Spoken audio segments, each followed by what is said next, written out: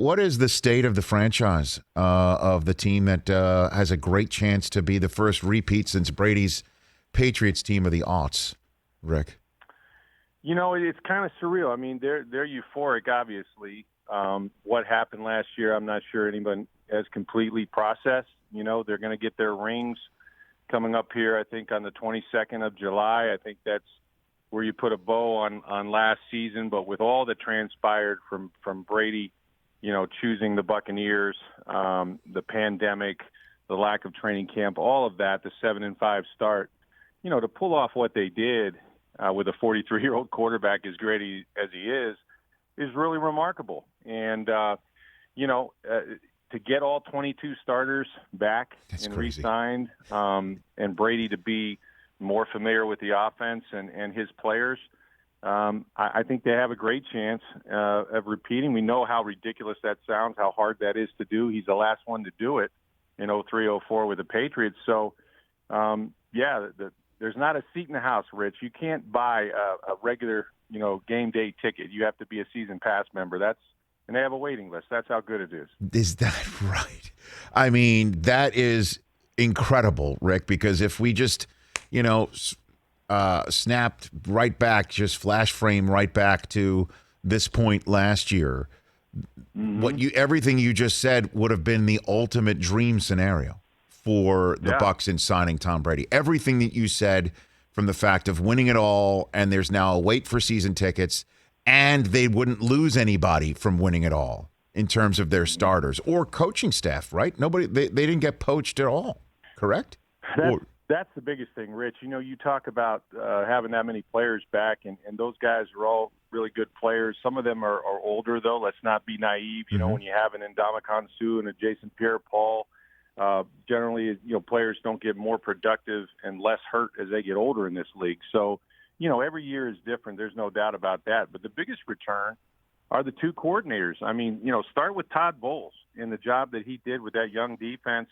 They got experience up front, obviously, with Shaq Barrett and Jason Pierre-Paul and Ndamukong Suh.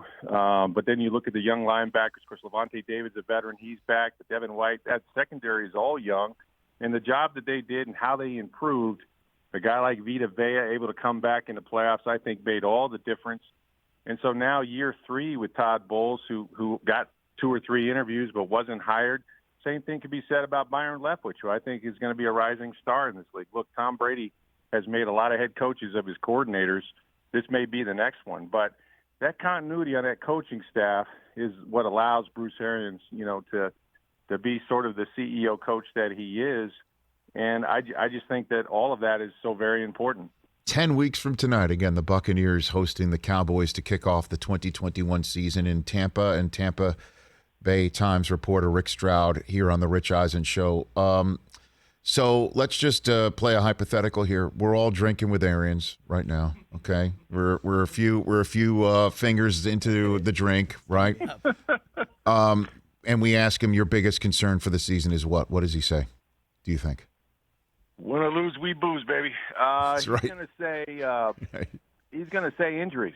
I think that's the thing that most coaches fear. The NFL is a war of attrition. And we saw with the Kansas City Chiefs, as great as Patrick Mahomes is, and he was terrific, even in that game, they chased them some 500 yards.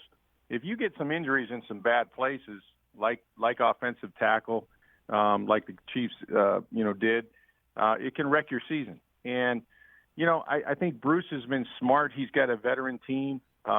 If you watch him, Rich, during the week, these guys that are up there in age, even including Brady, who was struggling with that knee injury that we know about, he gives them days off. And, late in the season, especially with the 17th game this year, they may not practice at all until maybe Friday or even then, depending on what they're dealing with. So I think Bruce does as good a job as any coach trying to manage the workload, during the week. And we saw that in the off season. They cut down the OTAs to about 10 days. It was mostly backups and rookies.